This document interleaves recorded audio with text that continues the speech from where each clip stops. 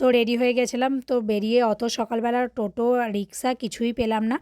যদিও গলির ভিতর দিয়ে গেছিলাম বলেই আরও পাইনি, কিন্তু রোড দিয়ে যেতে গেলে আরও দেরি হয়ে যেত। তো এখন রেডি হয়ে দুজনে বেরিয়ে পড়েছি, এখানে সদনে গিয়ে ঢুকেও পড়েছি।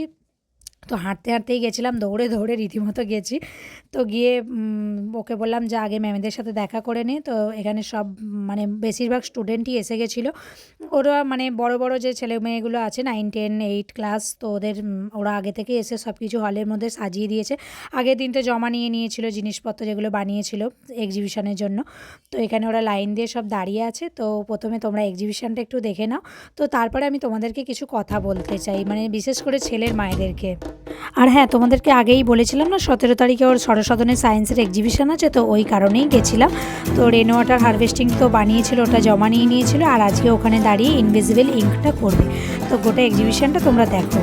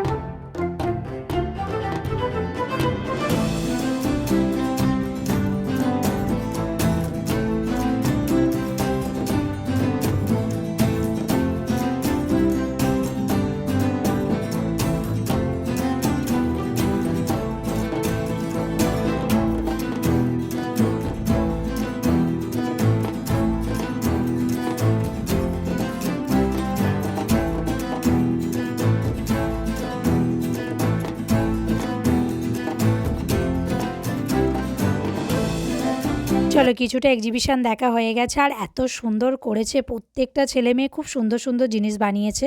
তো কিছুটা দেখে দুজনে মিলে চলে গেছিলাম বাইরে, সরস্বতনের বাইরে একটু ডালপুরি খাওয়ার জন্য, খিদেও লাগছিল। তো ডালপুরি খেয়ে এসে আবার বাকিটা দেখা শুরু করলাম।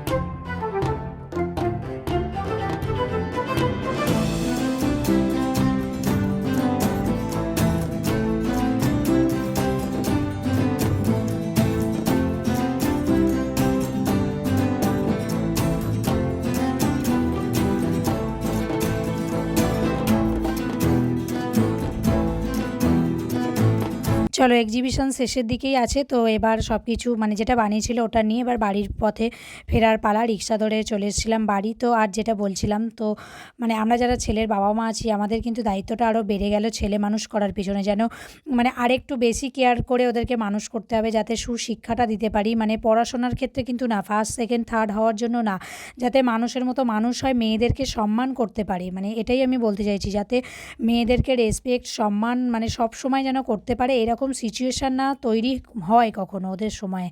এটাই বলতে চাইছি, কেন ছেলেগুলো যদি ঠিকঠাক থাকে কিন্তু মেয়েদের ভয়টা একটু কম হয়ে যায়।